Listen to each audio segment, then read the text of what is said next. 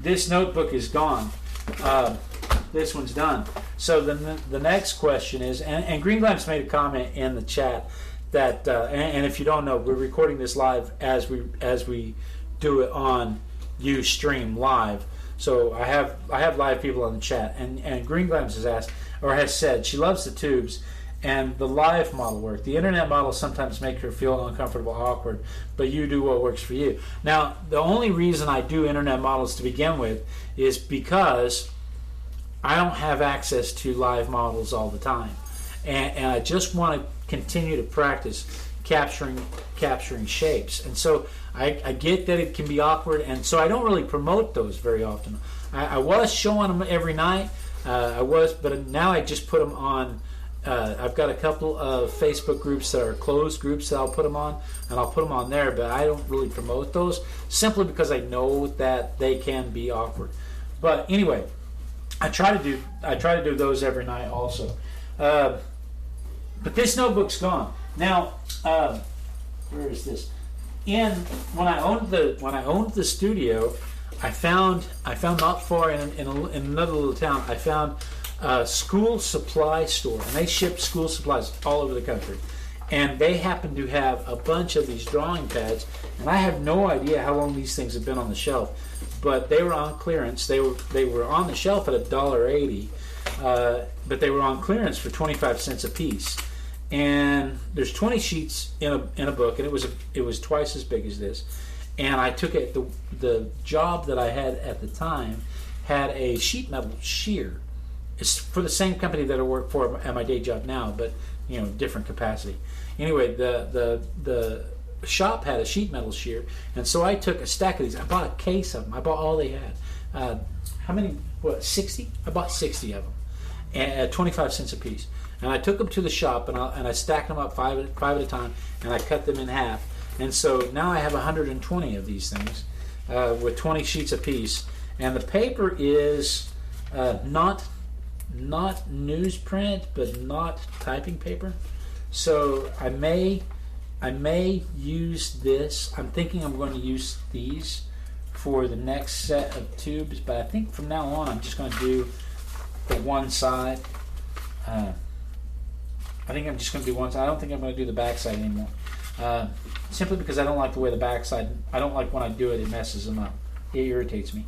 And more importantly, when I do one that I like, sometimes I like to give them to the kids, and I can't very well give them to the kids if they have something completely different on the back side. So that said, I think this might be the way to go. Or I was considering going to one of these. I have a bunch of these laying around, and the beauty of these are that they are mixed media. So if I want to add some watercolor, if at some point I say, you know what, this is really cool, but I want to use watercolor, I have the option if I use the mixed media paper.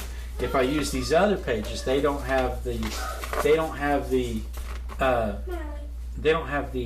sizing in the paper to make the water not soak through. So I struggle. I'm never really sure where I want to go next, but I think simply because it's just daily practice, I think I'm going to stick with this one next. So, especially since I have 120 of these suckers laying around, so I think this is the way to go. And then I'll save this for like field sketching and the like. However, I went on Amazon, and they have these on Amazon. They have them in different sizes. They have them on Amazon, and you can set them up on subscription. You want to challenge yourself to sketch every day, to do something every day. Go to Amazon, figure out how long it takes you to, if you really, really work, if you really focus, or if you do it at your normal pace, figure out how long it takes you to go through your normal sketchbook, and then go to Amazon and set it up on subscription. And say it takes me 2 months to go through this sketchbook. 2 months later, a new one shows up, and it's like, oh crap, I haven't been sketching enough. And 2 months after that, another one shows up. That'll really put your butt in gear. So anyway, that is that. Hope I recorded that. Yes, I am recording that. That'd be sad if you weren't. It is a lot of paper pads. Okay, Green Glimes fell off. She's back now. Okay, so then the next thing. This is the now. Let's talk about the free $2 tutorial. What I want to play with tonight is colors flow. And I want to show you this. Show him the duck. Yeah, give me the duck. Okay. You got it over there. We started. No, it's my favorite duck. We started this the other night. I was showing the little girl. Duck in the back. I was showing the little girl. I gave her a mini card. It's so amazing. I made this for her. She asked for one, so I made this for her. And it's it's a dandelion in a sunset. And she saw the swirly paints in there, and she says, "How do you do that? How do you do that so small? How do you do that at all?" And so, Primer. I still need that. And so I took a piece of acrylic paper, and I showed her. I said, I flood the paper, and then I just let the colors flow into each other, and then I let them dry, or I dry them in place. And then I took forever. You've got paint all over it. I'm sorry. You were proud of this, and you got paint all over it. It's a duck. Okay, so I took the paint and I showed her how you can draw designs with the water and just let the paint flow into it however you want it to flow, and then you dry it with a hairdryer, and how you have to be careful moving around. We talked about the science of how drying paint actually works, how you're not actually drying the paint but moving the moisture barrier off the top of it. We talked about all that stuff and how it applies to cooling your food the whole time, because it took like an hour to hold the hairdryer over this thing. We held that over the hairdryer. Hi, Miss Allie. We held that over the hairdryer for a long time, and then stopped and went to eat dinner, and then came back, and I held the hairdryer for another 15-20 minutes. So that is what we wanted to play with tonight, was how we do that. And I mean, it's a simple thing. It really is. And I made this sample so that I could take a picture of it. But I'm going to do it. That's not me. So I'm going to do this again. And I suggest that you do this with all your paints so that you know how they flow. Because some paints don't flow very well at all. And we found that out when we first started. We did a strip of paints, and some of them. Oh, you want them? Yes, please. Keep going. Some of them sat on top. Some of them soaked in. Some of them spread out very well. But it doesn't matter. We're just going to. I've got the watercolors here. I've already spritzed the watercolors about 10 minutes ago, so that the watercolors would be soaking, and make sure that they would be nice and creamy when we were ready. And then I've got the paper here, and I'm just going to spritz the paper. I'm going to lubricate the paper, and I want a nice even coat of water. So once I have the water on there, I'm going to spread it around so it's a nice even coat. But I want a thick coat of water because I want the paint to spread. And so then I'm just going to come over here, and you can tell I'm on the side of the watercolor. I'm on the side of the paper that doesn't have the sizing because the paper's warping.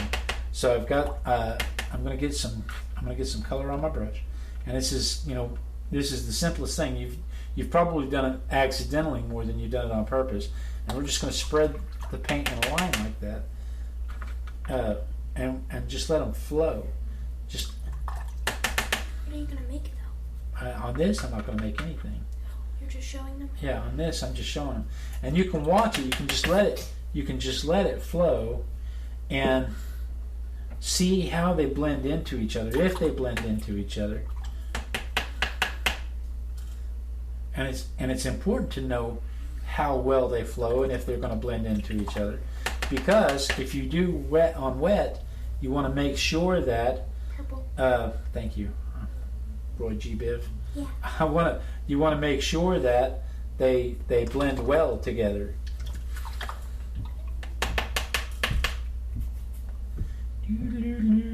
Let's go to black. Are these new paints or the watercolors? These are my professional watercolors. Koi?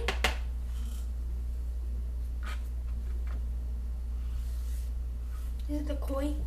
No, these are Winsor Newton professional because watercolors. there's like a huge. Yeah, I have the kois also. Koi. The reason I have the koi, hand me the back right there underneath the guitar. You mean this one? So you can see as the paint flows across there, you can see it's blending all on its own, and you can use that to your advantage. And I will show you real quick, because this is what we're going to do tonight on the page. We're going to get another sheet of watercolor paper, or acrylic paper rather. This is acrylic paper. And the difference is it has more sizing in it so that your acrylic paints don't dry out. But instead of flooding the whole page with water, I'm going to do something like, let's see, what are we coming up on? We're coming up on my birthday. We're coming up on Valentine's Day. Let's do Valentine's Day. Valentine's Day. Aww, but your birthday's special. You're turning 32. No, I'm not. Yes, you are. No, ma'am. If Mom's 29, you're 32. That's not how it works. You're 3 years older than Mom. I am quite proud to have survived as long as I have. Okay. But you're not going to tell him how old you are? I'm 46. Going to be 46 in just a few days. No, he's turning 32. Don't listen to him. He doesn't know his real age. So I'm just, Try to him. all I'm doing is spreading some water around on here. And then I'm going to come over here and I'm going to get a little bit of this fire engine red. And I'm going to come over here and I'm just going to come right around the edge of it.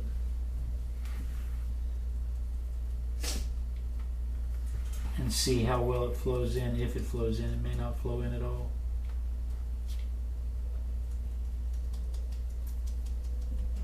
My sponge is being mean.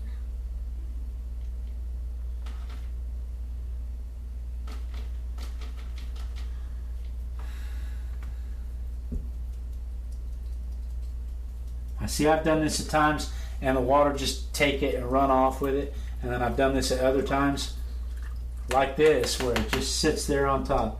And it's only sitting there on top because you guys are watching. I promise. It is. Because we did it with the duck and it spread instantly. It just spread instantly. So of course it doesn't want to work.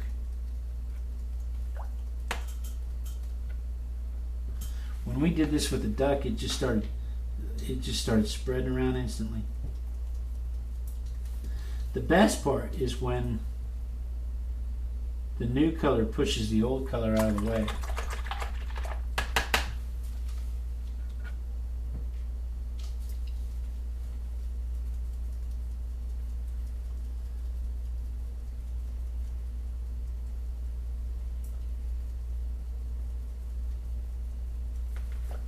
Anyway, if you let that sit there long enough, it should start to spread around, especially if you've got it nice and flat, and you let the water just carry the paint. So I'm gonna let that set, and we'll come back and look at it. We'll come back and look at it after a while.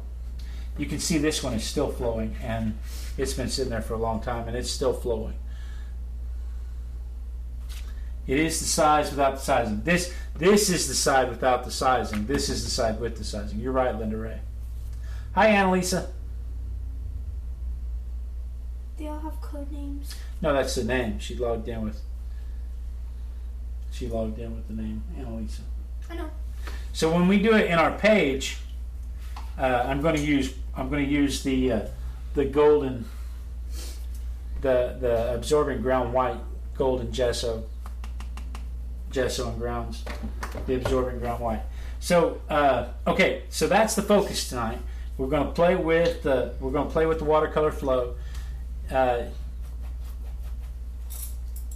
was the duck, their feathers, and the water, push, waving hello back. Okay, so let's take a little break. We'll be right back. Maybe the little girl will sing us a song. Sing a Beatles song. So we're going to let the little girl sing. I'll be right back, and then we'll start. Which Beatles song? Oh my God! Like you don't know any Beatles songs. We'll take a little break. We'll be right back, and we'll start the Artistic Biker Live.